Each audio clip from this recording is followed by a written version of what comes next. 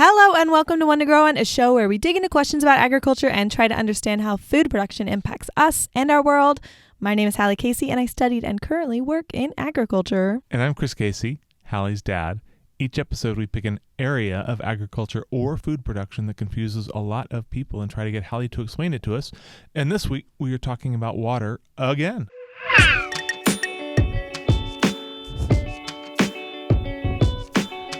Yes, so today is a follow-up from last week. We were talking about kind of the history of irrigation, where some of this technology came from. And today, now we're talking about like where we are now. Yeah, and to sort of sum up last week. 2 weeks ago. To sum up 2 weeks ago, you basically either have rain or you have irrigation or you have no food. And if you have something like drip irrigation, then you can irrigate more efficiently so you can get more crops out of the same amount of water. Yeah. And this kind of stuff sort of grew up all over the world and was innovated and improved on in various places by various people. Yes. And my favorite type of irrigation is topography-based irrigation. Which sounds amazing. It's extremely cool. So today, where is water being used? So the highest total water withdrawal countries are the U.S., China, and India. Question. Yes. When you say water withdrawal, that means you're withdrawing water from some sort of local resource and using it for agriculture? It's basically just freshwater use, broad spectrum. Okay. So that includes things other than agriculture. If you expand that to consider kind of your external water footprint, so water withdrawal, meaning just like the water that you use in that country, not considering kind of the water footprint of your import-export market. So if you expand to include all the things that you import and how that uses water, then Europe and the Middle East are also added to that list of kind of the higher water users. All right. And that's helpful to think about whenever we're talking about resource use, because a lot of resource-intense products and produce are being created in developing economies and then consumed in Europe and in America and other kind of larger, more affluent countries. We import a lot of our stuff. Yeah, and it takes a lot of resources. And if we just break it down by which countries are using the most resources, we'll oftentimes see emerging economies using a lot of resources, but they're using a lot of resources to create products that are then being consumed here in like wealthier nations. Okay. So looking at crops, according to an FAO 2017 report, it takes between 0.5 and 1.5 tons of water to produce a pound of cereal crop. So that's things like wheat or rice. That's mind-blowing. Yeah, it's like a lot. And it's kind of weird to think of water in weight, but it's very helpful because we're also thinking about the food in weight. So if you think about like comparatively, for beef, that number is about 7.5 tons of water per pound of beef. Okay. Which is, obviously exponentially larger, which is one of the reasons why meat production in general is much more resource intensive. Yes.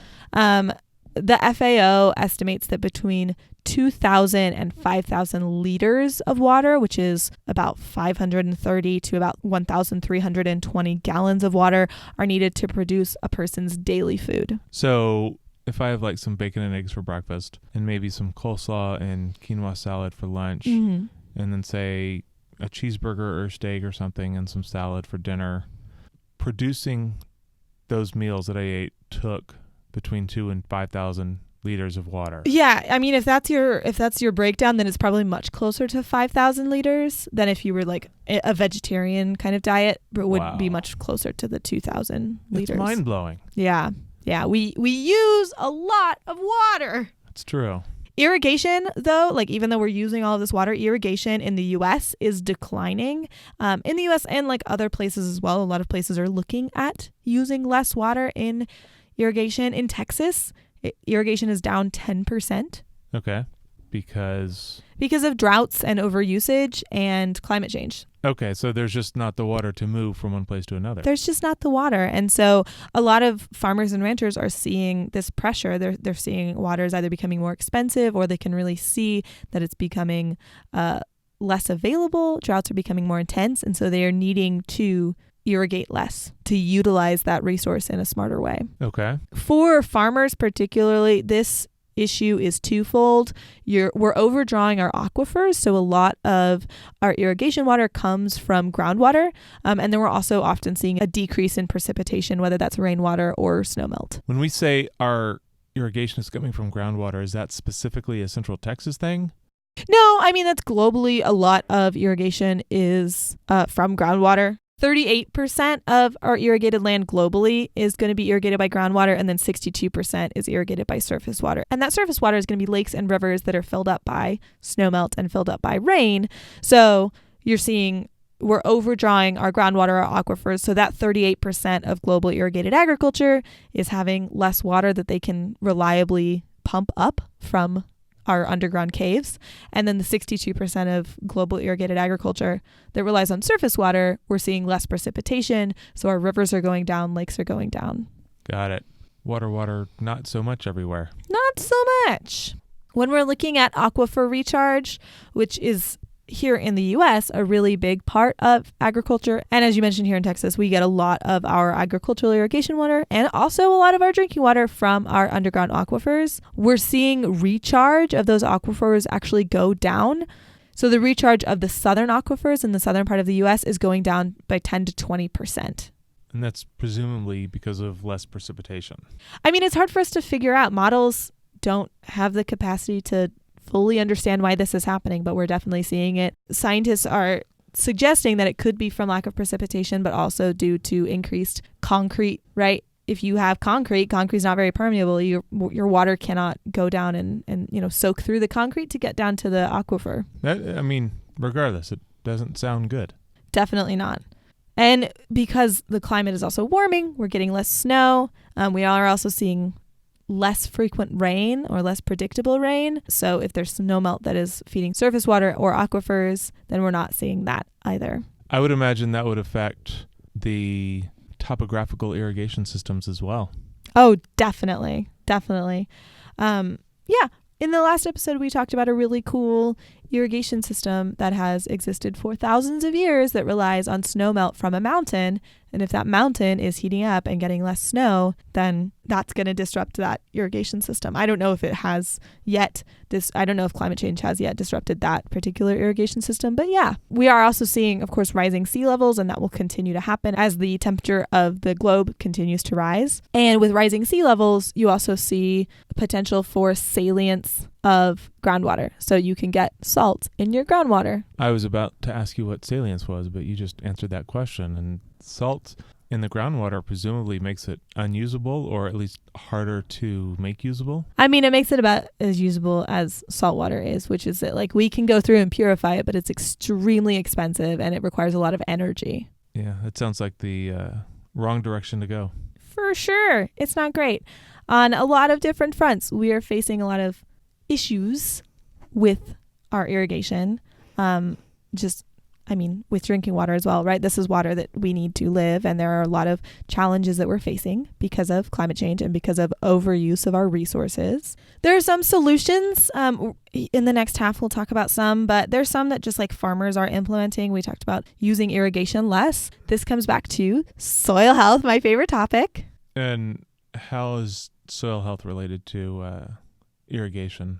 Well, if you have a healthy soil, then the soil particles hold on to themselves better, and they're also able to hold on to water better. So you're actually able to use the water that you do get from rain or from irrigation in a more efficient way. You lose less of your water. Okay.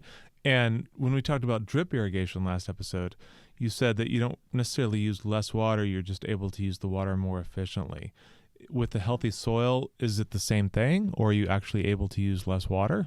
So that's a good question. So with drip irrigation and soil health, they're kind of polar opposites. Not polar opposites. That's kind of rude. Some farmers would get on me for saying that. Some farmers do implement soil health practices and also use drip irrigation, but it can be kind of problematic because you have other things living in your soil that also need water. So if you're only watering a very small part of your soil because you're just watering where that drip emitter is, and like the rest of your soil is left basically dry and fallow, then you're not really feeding your soil ecosystem. So it can be complicated. Usually if you have a healthier soil, what we see is that that field is going to be more resilient to drought and will need less irrigation. Okay, that makes sense. So sometimes your yields will go down and you're not going to be growing as many plants, but you will not rely on irrigation in the same way, if that makes sense. It does. It Okay, does. cool. All right. I mean, soil health is a complicated topic, but episode health, not so much. And for that, we need a break. Let's go. So, Hallie, do you feel healthy? It's the doctor's orders. We're in the break. We are in the break. I would like to thank our Star Fruit level patrons, Vikram, Mama Casey, Lindsay, and Cheyenne. And Cheyenne. And Cheyenne. Thank you guys so much. You light up my life. You do. And you light up the podcast. You do. Honestly, you literally do light up the podcast. It's true. You keep the lights of the podcast on. Thank you to you and to all of our other patron listeners. This is your last chance if you're interested in helping the show out by providing some feedback. We have a listener survey. It will be closing on the 31st of January. So that's pretty soon from when you're listening to this. So if you haven't yet, please take a sec. It takes less than 10 minutes to go. Head over. You can go to onetogrowonpod.com/survey, or you can just go to onetogrowonpod.com and hit the survey button. Yeah, just click the survey link. You can do it anonymously. You can tell us what you like, what you don't like. It'll help us make better content, better show, better you. Totally. We ask for a little bit of feedback about the show, what you like, what you don't like, what other kinds of show you listen to. All in all, this will mean a lot to our ability to produce this show better and easier and make it more enjoyable for everyone, including me and Dad, including you as a listener. Again, onetogrowonpod.com/survey. Dad mentioned you can do it anonymously. You can also leave your name and email, and you get entered to win a very cool sticker pack. And we got some great stickers. Extremely cool stickers. onetogrowonpod.com/survey, less than 10 minutes. Back to the episode. Back to the episode. Okay, so in the first half, we talked about a lot of problems. Yes. And issues. And I thought that it would be nice to do the second half talking about some solutions and kind of how thinking about solutions works. So, peek behind the curtain, we did a lot of research for this episode. Too much. It was too much research, and we cannot fit it all into one episode because there are a lot of people doing this really important work, trying to think about the current and upcoming water crises. So I thought I would specifically talk about some of the solutions for the part of the U.S. that I know the most about, which is the Southwest, from California over to Texas. Got some good news, bad news going on. Or no, bad news, good news. Yeah, kind of. All right. So I pulled a lot for this part of the episode from a report that was written by Frank Ackerman and Elizabeth Stanton called Climate Change in the Southwest Water Crisis. And I pulled from this because I thought that they summarized the problem with agriculture and water use very well. So in this report, they propose a couple of different solutions. I'm specifically going to look at the third one because the third one is what they say in the report, the only one that makes sense, which is planned conservation. The other ones are like pull water from somewhere else or like make water somehow, don't know, or we just run out of water and oops, now we can't use water anymore. So then we'll be conserving not planned, just like because we have no more water. So they're saying that this option of we plan on conserving water so that we have water in the future is the only way to go, which sounds very reasonable. So they gave us 5 options, but then they said, really, option 3 is the way to go. Yeah, which is, planning on conserving and then doing so. Okay. So they talk about, in terms of ways to plan for conservation, they talk about energy, urban, and agriculture, but this is an agriculture show, so let's talk about agriculture. So in agriculture, in specifically the southwest of the U.S., which is the area that I know the most about, 1/3 of the water in that region goes to its least valuable crop. Guess what that is? Turf grass? Nope. Hay. Hay. And this is why beef takes so much water. It's because you got to water the hay to give to the beef. Right. Beef and dairy use a lot of hay. So hay does not go for very much on the market, but you do use a lot of water, especially in the Southwest. I thought hay was for horses. Well, it is also for horses, but we don't eat a lot of horses. Oh, okay. I didn't go there. So this was put together by people who have a background in economics, so they mark that off as like a good thing. I, with the more environmental background, would say perhaps this is something to consider. We should be growing less hay. But then they go on to say like, oh, but we feed that to cows and cows make a lot of money, so that's fine. But they say that there are other crops that we grow in the Southwest where farmers could actually make more money selling the water than actually putting it on food and then selling the food. So the water is more valuable with the crop, and it probably doesn't take as much work. Right, exactly. But there's like not an option for farmers to sell water. It's like not an option. Why is it not an option? Because that's not how water markets work pretty much anywhere in the U.S. And in the Southwest, in most states, how it works is farmers and municipalities pay a fee to utilize the water, whether it's surface water or groundwater. Sometimes if it's groundwater, farmers don't have to pay any kind of fee to use that water. But the fee for farmers is significantly lower than the fee for municipalities. So farmers are using this water, and it does have a value both intrinsically and technically it has a monetary value. But farmers, like, one, they're not paying per gallon, they're paying a fee, and two, they're paying much less than people in urban environments or peri-urban environments pay for that same water. Okay. So in this report, they cite the statistic that eliminating these crops that like are not basically worth the water that they're grown with, eliminating those from the agricultural landscape would lower agricultural water use by 1/4. Hold the phone. Yeah, by 25%. Wait, eliminating those crops completely? So not like eliminating them from our diets, but eliminating them from being grown in like California and Utah and Nevada, places where, one, they don't have a lot of water, and two, these crops that do need a lot of water are being grown by being irrigated with water that they don't really have.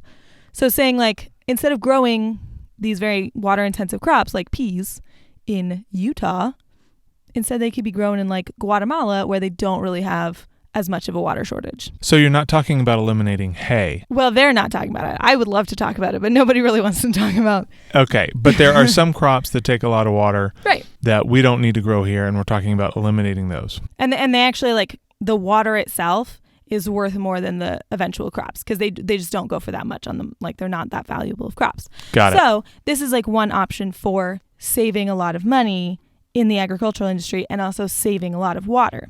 Because while it would reduce water use in the agriculture industry in this region of the U.S. by 25%, it would only decrease like the amount of profits in the ag industry by 5%. So that would be an option. But when we really like think about it, that is at the crux. And I know that was like very convoluted and kind of confusing, but like that's at the crux of, at least here in the U.S., the issue with water and food. Because we are running into a shortage of water, because if you make the water more expensive so that it's clear to farmers that like, oh, I'm growing this food, but this water is worth more than the food that I'm trying to grow with it, so I just won't use this water, then the food that is still worth it becomes more expensive for the end users. So who ends up getting punished? Farmers and poor people. But we're still conserving water. Does that make sense? Like the fundamental issue is how we value water. Because water is so intrinsically important, we don't want to make it more expensive, but because it's not expensive, everyone can use it very cheaply, and so we waste it and pollute it. So you want to make it more expensive to punish farmers and poor people? No! No, I don't. I'm trying to follow. If we make the water more expensive, they'll use less. Right. But then food will be more expensive and farmers will be making less money. And also like people will not be able to buy food as easily because it will become more expensive. So it's not like a good policy solution, right? It's a terrible idea. It's a terrible idea. But when we're thinking through like how do we use less water, because agriculture uses so much, like we talked about in the first half, how? So of the 5 ideas, this is the one that they said, hey, this is our best shot at saving water. Well, they didn't say like specifically make water more expensive. They said like we need to figure out how to make farmers who are growing these crops that use so much water and are like not getting them that much benefits. They're not making that much money. We need to figure out a way to help farmers not do that. Like farmers need to be using less water. We don't want to make it more expensive, which is usually the economic answer. So how do we do it? And like fundamentally, that's the thing that people have been coming back to for like 20 years because people have seen this on the horizon. They've said like, oh my God, we don't have so much fresh water. Farmers are using a lot of it. But like that's the crux of it. Okay. So I know we talked about solutions, and that's kind of sounds like another problem, and it kind of is. That's a really hard problem to solve. But since we're also talking about policy and water, I thought I would talk about my experience doing agricultural water policy. When did you do agricultural water policy? Well, I'm currently doing it right now, or I'm trying to. We haven't actually done anything related to policy yet, but I lead currently a policy group where we're trying to find ways for Texas farmers to use water more efficiently. Cool. Yeah. So I thought I would talk about that a little bit.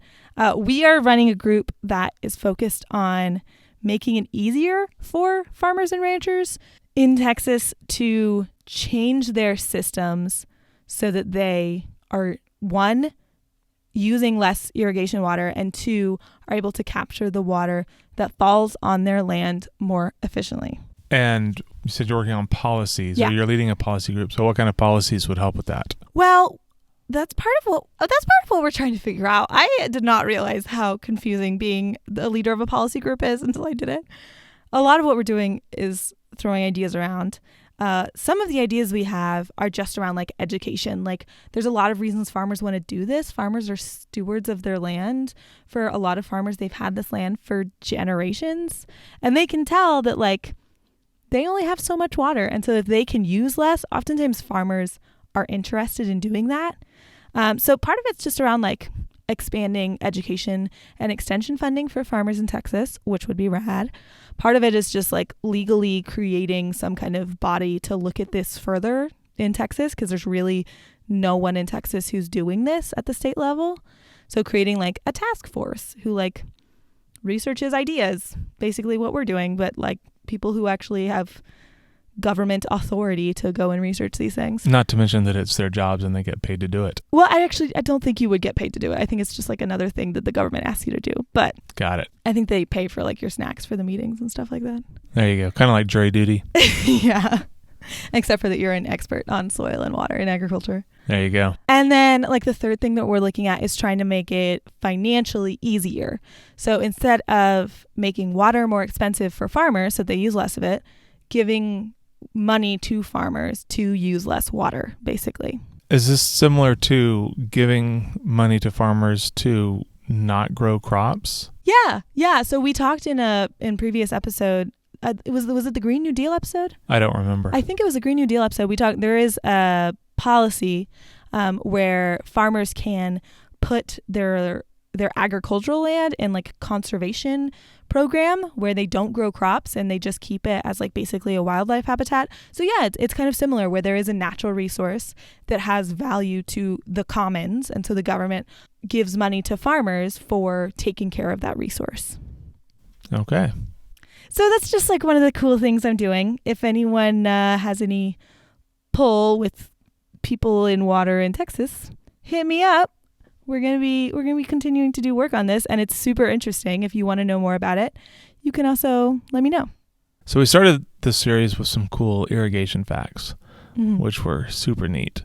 But then we realized that agriculture uses a lot of water, and we need water to eat and to drink. And it's just one of those realities, but there are people working on it. I remember you once told me that, and maybe it was earlier in this episode or last episode, you'd talk to government officials, and government officials would say, yeah, there's some really promising technology right around the corner. And that doesn't sound encouraging, but if there's people like actually doing actual work on it, that kind of does. Yes, I think there are actual people doing actual work. Part of it is that it's really not very popular to talk about using less water because it means that people get less water.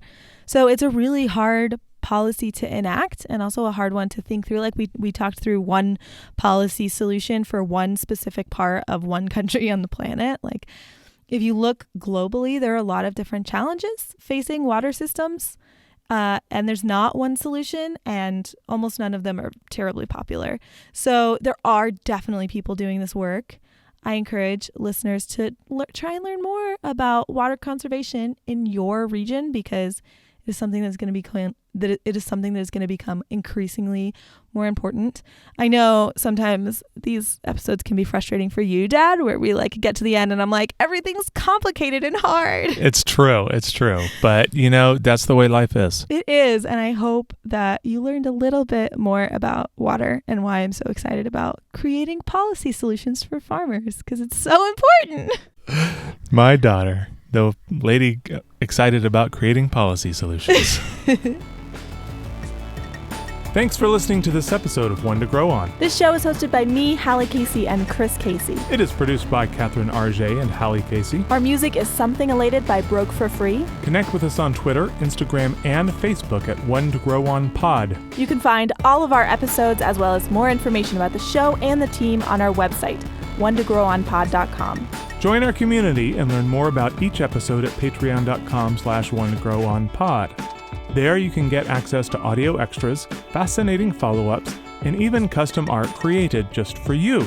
If you like the show, please share it with your friends. Sharing is the best way to help us reach more ears. Be sure to check out the next episode in 2 weeks. But until then, keep on growing. Bye, everybody.